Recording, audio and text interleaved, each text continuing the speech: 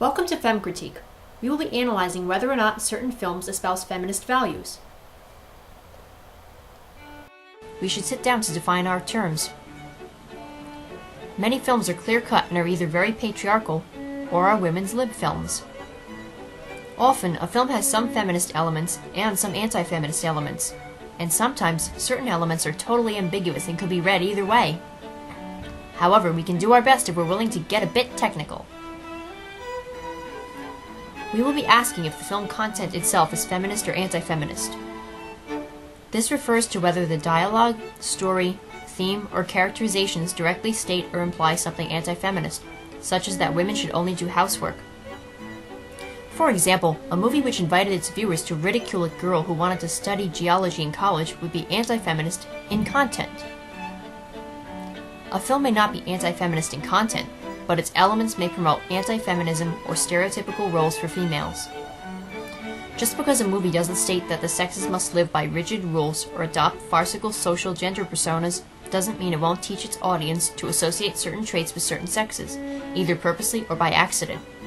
For example, a movie in which a princess wants to marry a handsome prince may not espouse anti-feminism directly, but its content might encourage it, depending on what the attitudes are of the society it is debuted in or what other films it is surrounded by at the time and place of its popularity. A film's content may not be sexist, nor its elements, but instead the intent behind it may be sexist. This is kinda hard to prove, and can really only be done by listening to interviews from the makers, which aren't always available. A film might not show its female character in a princess role or a hypersexualized outfit, and it might not directly preach or espouse sexist theories, such as that females' brains are less developed. Yet the intent behind it may still be sexist, since the film itself might have been obviously released in order to combat particular claims feminism in this particular society and era was making. A film's placement in society may be just as important as to whether or not it helps women's rights. Despite when the film was made and what its maker intended, its placement in a particular time and place will change how it is interpreted and determine how much it can teach viewers. A film could be made in 1920 which shows a woman voting and smoking, and claims this is the height of her liberation. But transport that movie to 2012 and call voting and smoking the height of women's liberation? Well, you kinda get my drift. Films are a form of communication, and a film might communicate something to 1930s society that doesn't need to be said or is even retrogressive to 1960s society. When feminists analyze these films, we often get attacked for being too picky, reading into things, or blowing things out of proportion in order to make a point about patriarchy controlling our society. Assure yourselves, we didn't notice patriarchy because of a few movies. We noticed it because of the everyday behavior of some men and boys towards women and girls, because of attitudes and insults we have to live with in the real world, and because of political, social, and economic hardships females have to face that are statistically, historically, and otherwise verifiable.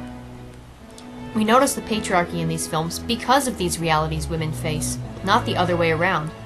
We analyze films for sexism because we experience sexism in everyday life, because we expect it to be there already.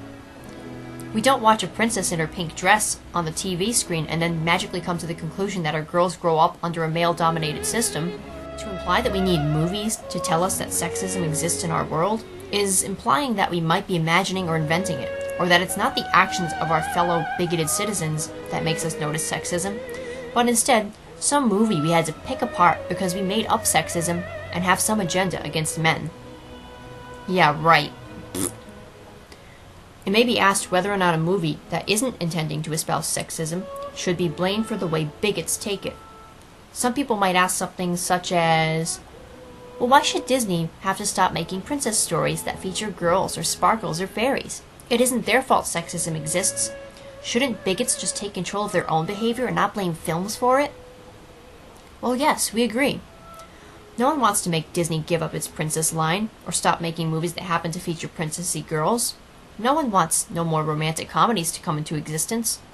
Many of these films become classics. Also, there's no reason to want to stamp out any type of person from the variety we have in the world, including princesses. However, we do want viewers to be aware that their children might be getting messages from these films that we don't want them to, or that films which have too little variety in how they cast their characters may get boring after a while. Who would like it if all little children in movies wore was green and nothing else? It would be boring, right? That's how it is when people make females in movies wear pink and cast them as princesses over and over. It gets boring for female and male viewers.